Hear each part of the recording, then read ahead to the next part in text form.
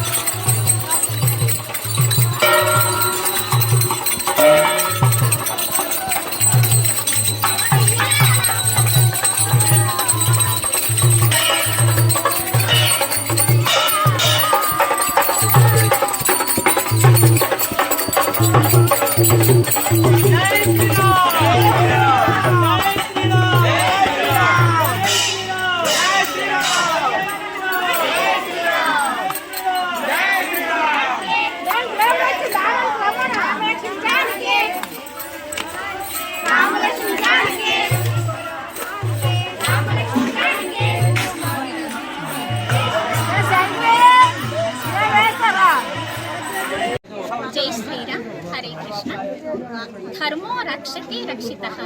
మన ధర్మాన్ని మనం రక్షించుకుంటే మన ధర్మం మనల్ని రక్షిస్తుంది. యుగంలో విగ్రహారాధన, కలియుగంలో హరినామ సంకీర్తన ద్వారా కలిని నాశనం చేయొచ్చు. హరినామ సంకీర్తనకి మనం ప్రాధాన్యం ఇస్తూ మేలుకొల్పుల్లో ప్రజలందరికీ కూడా హరినామ సంకీర్తన అందేలాగా మనం కృషి చేయాలి. చైతన్య మహాప్రభు, గురువులందరూ కూడా హరినామాన్ని కీర్తించారు. మనం కూడా హరినామాన్ని కీర్తిస్తూ మన జీవనాన్ని కొనసాగించాలని, అందరూ కూడా ధర్మాన్ని అనుసరించాలని, మన ధర్మాన్ని మనం కాపాడుకోవాలని కోరుకుంటూ నాకు ఈ అవకాశాన్ని ఇచ్చినందుకు ధన్యవాదాలు. హరే శ్రీరామ్. అందరికీ నమస్కారం. అందరికీ కూడాను ముందు సంక్రాంతి శుభాకాంక్షలు తెలియజేసుకుంటున్నాం. మనకందరికీ తెలిసినటువంటి విషయం ఏంటంటే, ధనుర్మాసం సందర్భంగా మనం కుప్పిలి గ్రామం కోదండ రామాలయం నుంచి వస్తున్నటువంటి సంగతి మనకు అందరికీ తెలిసిందే. అయితే ప్రతి సంవత్సరం లాగానే ఈ సంవత్సరం అన్ని గ్రామాలు తిరుగుతున్నాం. అన్ని గ్రామాలతో పాటుగా ఈరోజు మనం లక్ష్మీపురం అనేటువంటి గ్రామానికి రావడం జరిగింది. అందులో భాగంగా ప్రతిరోజు కూడాను మనం మేలుకొల్పుల కార్యక్రమం నిర్వహిస్తున్నాం. ప్రతి గ్రామంలో ఉన్నటువంటి వాళ్ళందరినీ కూడాను జాగృతం చేసేటువంటి కార్యక్రమాన్ని చేస్తూ ఉన్నాం.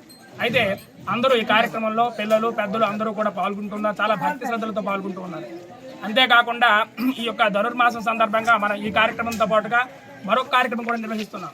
జనవరి 22వ తేదీన అయోధ్యలో జరిగినటువంటి శ్రీరామ ప్రతిష్ఠ కార్యక్రమం జరుగుతున్నటువంటి విషయం మనకు తెలిసిందే. ఆ కార్యక్రమంలో భాగంగా ఆ యొక్క టీటీడీ వాళ్ళు, అదేవిధంగా విశ్వ హిందూ పరిషత్ వాళ్ళు, అదేవిధంగా ఆర్ఎస్ఎస్ వాళ్ళు, మిగతా స్వచ్ఛంద సంస్థలు వాళ్ళు పిలిపించినటువంటి మేరకు మనం చేస్తున్నటువంటి కార్యక్రమం ఏంటంటే, సన్నాహక కార్యక్రమంలో భాగంగా 5 లక్షల గ్రామాల్లో అక్షతల పంపిణీ కార్యక్రమాన్ని నిర్వహిస్తున్న సంగతి మనకు అందరికీ తెలిసిందే. ఈ అక్షతల పంపిణీ కార్యక్రమం మన గ్రామంలో కూడా, మన పంచాయతీలో ఈ అక్షతల పంపిణీ కార్యక్రమం నిర్వహిస్తున్నాం. అందుకు తగ్గట్టుగా ప్రతి ఇంటికి కూడాను మా విద్యార్థులు, బాలబాలికలు, అదేవిధంగా మహిళా సేవాదళ కార్యకర్తలు, శివసాయి భజన బృందం వీళ్ళందరూ కూడా సంయుక్తంగా ఈ అక్షతల పంపిణీ కార్యక్రమం మరికొద్ది రోజుల్లో ప్రారంభిస్తున్నాం. 1వ తేదీ నుంచి 15వ తేదీ వరకు ఈ అక్షతల పంపిణీ కార్యక్రమం నిర్వహించాలి. అందుకు అనుగుణంగా మేము ప్రణాళికలు నిర్వహించుకుంటున్నాం. ఈ అక్షతల పంపిణీ కార్యక్రమం కూడా నిర్వహిస్తున్నాం. అదే కాకుండా 22వ తేదీన జరిగేటటువంటి ప్రాణ ప్రతిష్ఠ కార్యక్రమంలో ప్రతి ఒక్కరూ కూడా ఇంటి ముందు దీపాలు వెలిగించాలి. ఈ సందర్భంగా అందరికీ కూడా ఈ వేదికను ఉద్దేశించి చెప్పడం జరుగుతుంది. 22వ తేదీన ప్రాణ ప్రతిష్ఠ జరిగిన సందర్భంగా ప్రతి ఇంటి ముందు కూడా సాయంత్రం దీపాలు వెలిగించుకోవాలి. ఈ కార్యక్రమాలు మేల్కొల్పుల కార్యక్రమం అయితేనేమి, ధనుర్మాస కార్యక్రమం అయితేనేమి, నగర సంకీర్తన పేర్లు ఏదేమైనా కూడాను ఇటువంటి కార్యక్రమాలు చేయడం వల్ల మనం, మన సంస్కృతి, మన హైందవ మతం, మన భారతదేశం, మన ఆచార వ్యవహారాలు ఇవన్నీ కూడాను ఇతర కింద వర్గాలకి తరువాత తరాలకు తెలిసే విధంగా మనం ఇటువంటి కార్యక్రమాలు రూపొందించడం తెలియజేయడం చాలా చాలా ఎంతో మంచిది.